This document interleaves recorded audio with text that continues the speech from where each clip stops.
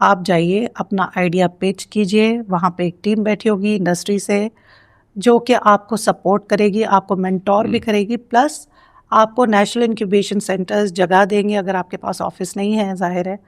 Plus वो आपको कुछ कैपिटल देंगे, मार्केटिंग भी वही एनआईसी वाले आपको करके देंगे।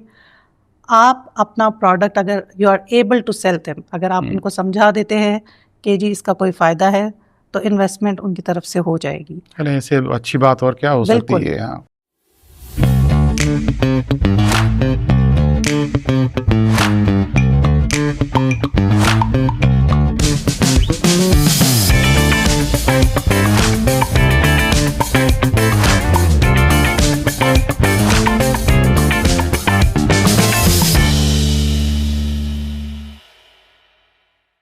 जी बिस्मिल्लाहिर्रहमानिर्रहीम। आप देख रहे हैं एक और एपिसोड। आज हमारी मेहमान जो हैं वो आईटी और सॉफ्टवेयर से उनका ताल्लुक़ है।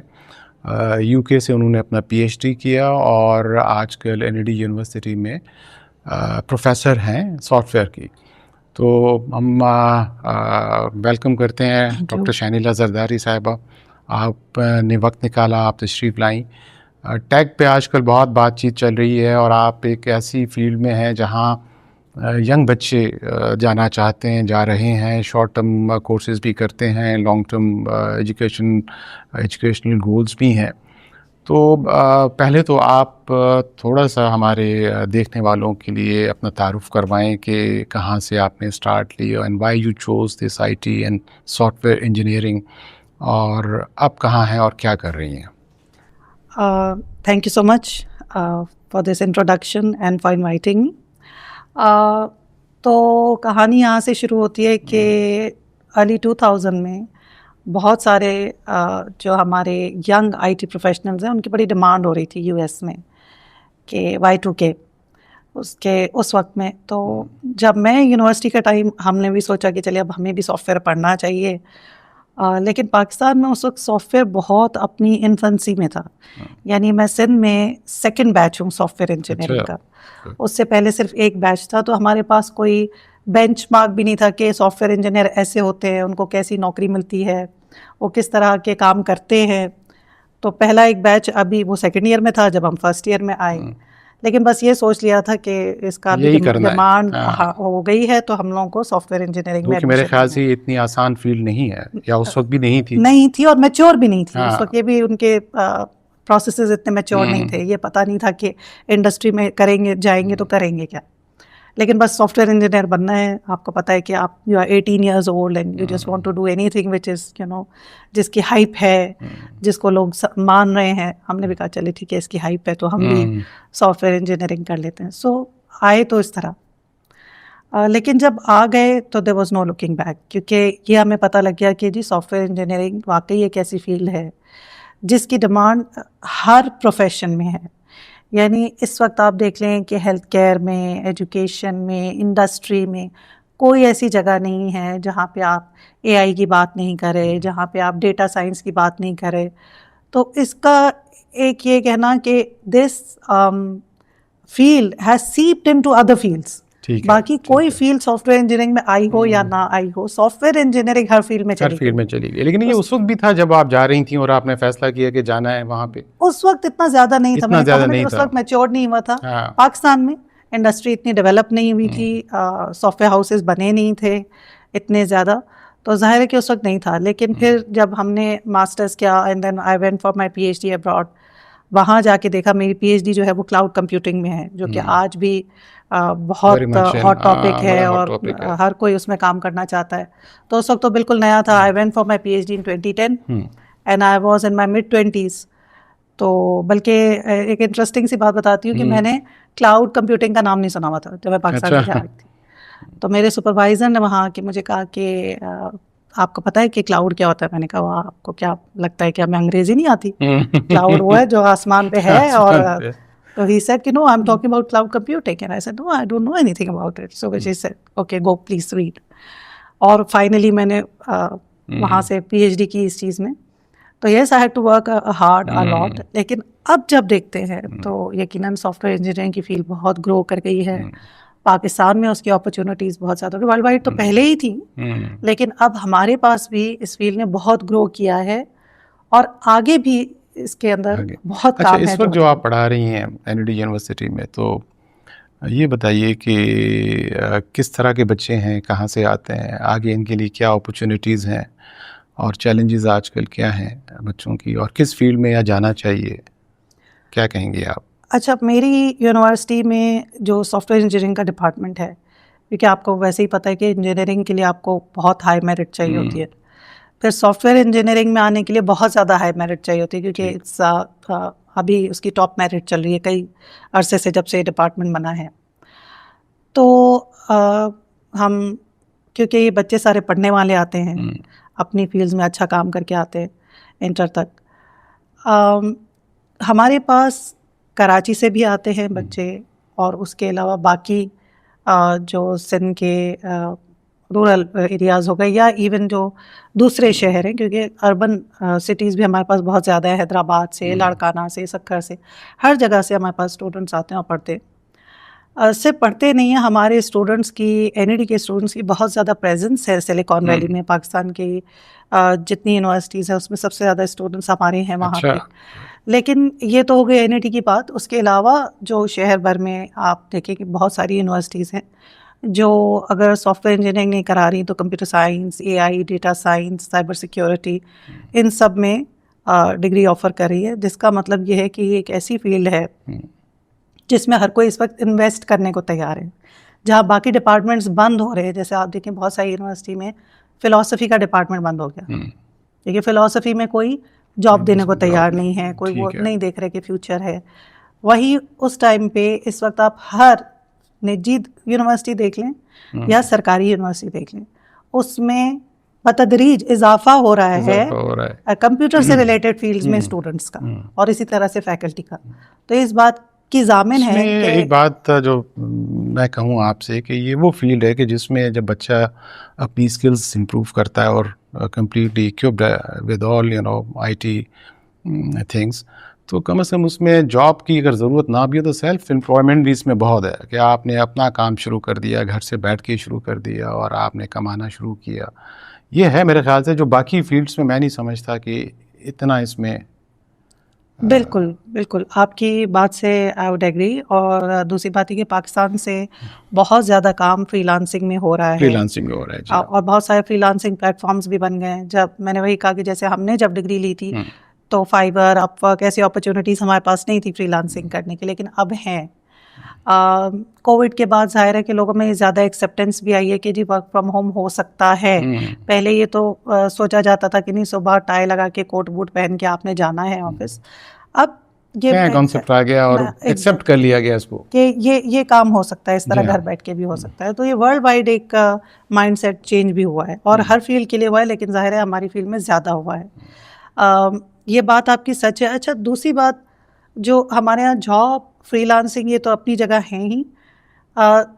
एक और चीज़ है स्टार्टअप, जिस पे हमारे यहाँ थोड़ा कम ध्यान है, लेकिन स्टार्टअप अगर आप देखें ना, उसमें भी आपकी बाकी बिजनेस के मुकाबले में आपका कैपिटल कम लगता है। कैपिटल कम लगता है, हाँ। थोड़ा सा मैं ये आपसे कहने जा रहा था कि स्टार्टअप के बारे में, उन बच्चों के लिए, उन यंगस्टर्स के लिए जो अभी हैं फील्ड में, जिनको अभी इतना पता नहीं है। शहरों में तो शायद है, लेकिन हमारे यहाँ इंटीरियर प्लेसेस में पाकिस्तान की इतना नहीं पता। और आपके यहाँ कोई इंक्यूबेशन सेंटर्स भी हैं उस पे, तो ज़रा स्टार्टअप्स पे थोड़ा सा बताएं कि कैसे इस पे। देखिए, स्टार्टअप कुछ नहीं, आपने एक नया आइडिया लेकर आए मार्केट में, आप कोई नई प्रोडक्ट लेकर आ रहे हैं, आप ये समझ रहे हैं कि पहले ऐसी कोई चीज़ नहीं थी। अब फॉर एग्जांपल एक सॉफ्टवेयर है, हमने उसको अपनी आंखों के सामने ग्रो होते हुए देखा है हम सब ने, फूड पैंडा। हाँ, ठीक है। कहाँ से शुरू किया था, अब उसमें क्या क्या चीज़ें आ गई हैं, फूड पैंडा मार्ट भी आ गया, बहुत कुछ उसके अंदर आ गया, बड़ी जल्दी एक्सपेंशन हुई है। तो आप ये देखें कि वो एक छोटी प्रोडक्ट से शुरू हुआ, किस तरह उसने अपने आप को एक्सपैंड किया, वक्त के साथ साथ स्केल किया है। पाक व्हील्स भी मेरे ख्याल से ऐसी एक मिसाल है। एग्जैक्टली। तो ये सारी चीज़ें देखिए, आप एक नया आइडिया लेकर आए, आप वो देखें कि लोगों के पास उसकी एक्सेप्टेंस है। हाँ, बेशक आप थोड़े कैपिटल लगाएं, आप बाद में उसको स्केल अप करते चले जाएं, लेकिन हाँ, ये ज़रूर होता है कि जब स्टूडेंट आता है तो उसके पास तो 2 या 3 लाख भी नहीं होते ना उसको इन्वेस्ट करने के लिए। सीड मनी तो इस चीज़ को फैसिलिटेट करने के लिए गवर्नमेंट ऑफ पाकिस्तान ने और हमारी ministry of IT and telecom ने एक इनिशिएटिव लिया कि उन्होंने नेशनल इंक्यूबेशन सेंटर्स बनाए। ठीक है। तो वहाँ पे आप जाके, वो हर वक्त अपने कोहॉर्ट्स के लिए कॉल देते रहते हैं, आप जाइए अपना आइडिया पिच कीजिए, वहाँ पे एक टीम बैठी होगी इंडस्ट्री से जो कि आपको सपोर्ट करेगी, आपको मेंटोर भी करेगी, प्लस आपको नेशनल इंक्यूबेशन सेंटर्स जगह देंगे अगर आपके पास ऑफिस नहीं है, जाहिर है, प्लस वो आपको कुछ कैपिटल देंगे, मार्केटिंग भी वही NIC वाले आपको करके देंगे। आप अपना प्रोडक्ट, अगर you are able to sell them, अगर आप उनको समझा देते हैं कि जी इसका कोई फ़ायदा है, तो इन्वेस्टमेंट उनकी तरफ से हो जाएगी। अरे इससे अच्छी बात और क्या हो सकती है। हाँ। और इस वक्त कुछ दूसरे भी सॉफ्ट इंक्यूबेशन सेंटर्स थे जो प्राइवेटली रन हो रहे थे, लेकिन ये तो गवर्नमेंट का इनिशिएटिव है जो गवर्नमेंट कर रही है। उसके अलावा सिंध गवर्नमेंट ने अभी IT के प्रोग्राम्स शुरू कराए हैं, साइबर सिक्योरिटी के कोर्सेज हैं, डेटा साइंसेस के, मशीन लर्निंग के, ब्लॉकचेन के, जो ये फ्री ऑफ कॉस्ट करा रहे हैं। ये कितनी ड्यूरेशन है इन कोर्सेज की? इनकी ड्यूरेशन 2 महीने भी है, कुछ की 6 महीने भी है, तो ये अलग अलग ड्यूरेशन के हैं। इससे इम्पैक्ट तो क्रिएट होता होगा, बच्चे सीख रहे हैं। बिल्कुल। और कुछ मैंने ये भी देखा कि कुछ प्राइवेट वॉलंटियर्स भी ऐसे हैं जो अपने अपने अम्ब्रेला के नीचे बच्चों को फ्री एजुकेशन दे रहे हैं, IT पे और सॉफ्टवेयर इंजीनियरिंग पे। बिल्कुल। और उससे इम्पैक्ट पड़ भी रहा है। देखिए, मैं आपको चले एक छोटी सी मिसाल दे देती हूँ। तो कुछ हमारे बच्चे हैं लियारी में, तो मेरी उनसे मुलाकात हुई। उन्होंने कहा कि मैडम, मैं इस कोर्स से पहले ना मेरे पास कुछ नहीं था और ये फ्री कोर्स यहाँ पे चल रहा था तो मैं आ गया। अच्छा, क्योंकि वो लियारी में ही कोर्स हो रहा है तो उनको कहीं ज़्यादा दूर जाने की ज़रूरत ही नहीं है। कहीं पे पहुँचने के लिए भी तो पैसा चाहिए होता है। जब आप उनके इलाके में कोई चीज़ ले आए तो उनको कम्यूट करने का खर्चा नहीं करना पड़ता। तो उसने कहा कि जी ठीक है मैडम, जब मैंने ये कोर्स किया तो मुझे 10,000, तो he was very proudly telling me कि मैंने 10,000 कमाए हैं मिस, और मैं 10,000 से I am contributing in my house. तो मुझे लगा, देखिए उनके लिए 10,000 बहुत बड़ा अमाउंट है एक ऐसी फैमिली के लिए जिनके पास पहले ये 10,000 भी नहीं थे, और ये एक इम्पैक्ट है। अब उसको जाहिर है कि उसने ही हैज़ जस्ट स्टार्टेड, तो उससे आगे करेगा। देखिए ना, कोई ज़्यादा मेरे ख्याल से एडवांस स्टडीज़ भी उसने कोई डिग्री नहीं हो गया सच, लेकिन ये छोटी सी स्किल एक्वायर करके उस बच्चे ने अपनी फैमिली के लिए, अपने लिए एक प्रॉस्पर रास्ता तलाश किया। बिल्कुल। और हक हलाल की कमाई है। हक हलाल की कमाई। किसी को कोई परेशानी नहीं करनी पड़ेगी, किसी को परेशान नहीं करना है, घर पे बैठ के अपना टाइम टेबल बनाना है। अच्छा डॉक्टर साहब, मैं आपसे एक बात और पूछूं कि ये जो बच्चे आपके यहाँ, क्योंकि आपकी यूनिवर्सिटी भी एक one of the top universities इन पाकिस्तान, बच्चे जो निकल रहे हैं उनके लिए प्रोस्पेक्ट्स क्या हैं, उनके लिए चैलेंजेस क्या हैं, और क्या कुछ कर सकते हैं कंट्रीब्यूट, और अगर इश्यूज आते हैं तो किस तरह के आते हैं? अच्छा देखिए, एक तो हमारे यहाँ ना यूथ के लिए हमेशा ये कहा जाता है कि ओ माय गॉड हमारे पास यूथ है, इतनी बेरोज़गार है। हम हमेशा तो उसे परेशानी की शक्ल में देखते हैं। मैं एक दफ़ा टर्की गई, वहाँ पे कोई एक डेलीगेशन था उसके साथ, तो वो बार बार एक चीज़ बड़े फ़खरिया कह रहे थे कि हमारे पास यूथ है, हम इससे बहुत काम ले सकते हैं। अच्छा। लेकिन उसको 2 तरह से देखना चाहिए कि या तो आप उसको परेशानी के तौर पे ले लें, क्योंकि अब वो आपके पास हैं, एक मैन पावर है, अब आप उसको परेशानी नहीं ले सकते। आप अब उसे अपनी स्ट्रेंथ बनाएं कि आपके पास इतनी ज़्यादा यूथ है जो इतनी एनर्जेटिक है, उनके पास इतनी एनर्जी है, सारी रात भर ये लोग बैठे रहते हैं, तो चलो इन्हें किसी काम से लगाते। तो IT में अगर यूथ आ रही है तो ये एक अच्छी बात है, और जितने आएंगे उतनी हमारी स्ट्रेंथ बढ़ेगी एज अ कंट्री। ठीक है, बराबर में आपके पास मुल्क है, उन्होंने देखे अपनी यूथ को किस तरह से यूटिलाइज किया है, IT की इंडस्ट्री में किस तरह से उन्होंने यूटिलाइज किया, तो आप उसी तरह से यूटिलाइज कर सकते हैं अगर आप चाहें। इनको प्रॉब्लम ना समझे, इसको अपनी स्ट्रेंथ समझ। दूसरी सोच की बात है ना, ये सोचना चाहिए कि हम उसे स्ट्रेंथ लें, वीकनेस ना समझें, और अब उसको प्रॉपर डायरेक्शन में ड्राइव करें। अच्छा, दूसरी बात यह है कि देखिए अपॉर्चुनिटीज़ जहाँ बहुत सारी हैं वहाँ पे वाकई चैलेंजेस भी हैं। अब एक बात है कि हमारे पास बहुत सारे ऐसे इलाके हैं जहाँ पे 4G नेट नहीं चलता है। कई जगहों पे ऐसा है इंटरनेट की स्पीड अच्छी नहीं है। जाहिर है कि ये सारे काम इंटरनेट के बगैर 4G के बगैर ये नहीं हो सकते, लाइट नहीं होती है। अभी समर आ गए हैं, आप कराची शहर में बैठे हैं, एक अच्छे इलाके में बैठे हैं, तो ठीक है, आपके पास बिजली है, बिजली चली ना जाए कहीं। बिजली बिल्कुल, बिजली किसी भी वक्त हमें डर लगा रहता है। अच्छा, वहाँ पे स्ट्रिक्ट डेडलाइंस होती हैं, आपको डेडलाइंस मीट करनी होती है। अगर आप वो नहीं मीट करते, इंटरनेशनल लोगों को ये फर्क नहीं पड़ता, उनके यहाँ तो बिजली नहीं जा रही ना, सोचते ही नहीं इस बात पे, उनको तो नहीं पता कि आपके पास क्या मसाइल है। तो आपको तो प्रोडक्ट टाइम पे डिलीवर करना है। ये सारे चैलेंजेस भी हैं। प्लस जाहिर है कि इंटरनेशनल आपके पास क्या डॉलर की ट्रांजैक्शन हो सकती है, अगर आप बड़ी ट्रांजैक्शन कर रहे हैं, अगर आप एक अच्छा बड़ा बिजनेस सेटअप बनाना चाह रहे हैं, तो क्या आप वो बना सकते हैं, आपके फॉरेन करेंसी के बैंक अकाउंट बन सकते हैं। ये सारी चीज़ें, ये चैलेंजेस में ज़रूर आते हैं, लेकिन साथ ही साथ हमें देखना है कि हमारे पास लोकली इंडस्ट्री ने बहुत ग्रो किया है, सॉफ्टवेयर हाउसेस ने बहुत ग्रो किया है, गवर्नमेंट ने उनको बहुत हेल्प भी की है। अलग अलग मौक़ों पे उनको कई दफ़ा सब्सिडीज़ भी मिली हैं, टैक्स में छूट भी मिली है। IT पार्क एक ज़माने में अर्ली 2000 में बनाया गया था कराची में, अभी दोबारा IT पार्क बनाया जा रहे हैं। तो साइंस एंड टेक्नोलॉजी पार्क इस वक्त पूरे पाकिस्तान में बने हैं। मेरा बड़ा इत्तेफाक हुआ नॉर्दर्न एरियाज़ जाने में, तो मैं देख के बड़ी आई वॉज प्लेजेंटली सरप्राइज कि स्कर्दू में भी हमारे पास साइंस एंड टेक्नोलॉजी पार्क है जो मिनिस्ट्री ऑफ IT ने बनाया है। हमारे पास गिलगित में भी साइंस एंड टेक्नोलॉजी पार्क है। सिर्फ बड़े शहरों में नहीं, ये छोटे छोटे शहरों में भी सहूलतें बनाई गई हैं ताकि यंग जनरेशन वहाँ पे आके काम करे। ये जहाँ पे फैसिलिटी बनाई गई हैं, चैलेंजेस अपनी जगह है। ज़रा बिज़नेस करने के चैलेंजेस हैं यहाँ पे।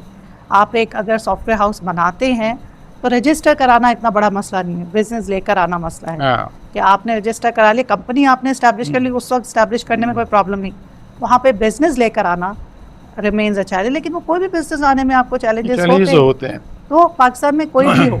लेकिन मेजर हमारे पास जो प्रॉब्लम है, देखिए जब फ्लड आए थे तो कई सिंध में ऐसे इलाके थे जहाँ पे एक महीना या तो लाइट नहीं थी या इंटरनेट नहीं था। डॉक्टर साहब, ये मसले तो हैं इस मुल्क के, और एनर्जी इश्यूज़ आप देखें पूरे मुल्क में है, शहरों में है बहुत ज़्यादा, और ये सबसे बड़ा चैलेंज है उन लोगों के लिए जो इस फील्ड में काम कर रहे हैं और ट्रेड करना चाहते हैं ई-कॉमर्स में और बहुत सारी जगहों पे। लेकिन साथ साथ एक और चीज़ है कि जहाँ गवर्नमेंट बहुत कुछ कर रही है इन बच्चों के लिए IT और सॉफ्टवेयर हाउसेस को इस्टेब्लिश करने, उसकी ट्रेनिंग स्किल्स और चीज़ों को अपग्रेड करने में, वहाँ एक चीज़ मैं ये समझता हूँ कि अभी कुछ काम करने की ज़रूरत है। वो ये है कि बच्चे हमारे आज भी बड़े मायूस हैं। बच्चों को कैसे मोटिवेट करें कि इस तरफ आएँ, इस तरफ फील्ड में सीखें। बहुत सारे ऐसे प्रोग्राम्स हैं जो फ्री ऑफ कॉस्ट है, गवर्नमेंट भी कर रही है, प्राइवेट सेक्टर भी कर रहा है, लेकिन मेरे ख्याल से हमने इस तरफ उनकी काउंसलिंग करना, इसे प्रमोट करना, इस पे मेरे ख्याल से काम इतना नहीं हुआ जितना होना चाहिए। तो क्या कहेंगे आप? अच्छा, देखिए ये जो आप मायूसी की बात कर रहे हैं ना, ये तो हमारी कौम ही पूरी मायूस है इस वक्त। और वो क्यों है? मुझे लगता है कि हम लोग इस तरह की जो नेगेटिव न्यूज़ है ना, उसको ज़्यादा प्रमोट कर रहे हैं। हमें लगता है कि नेगेटिव खबर, क्योंकि सेल ज़्यादा होती है ना, आराम से सेल होती है और ज़्यादा उसके हेडलाइंस पढ़ी जाती हैं।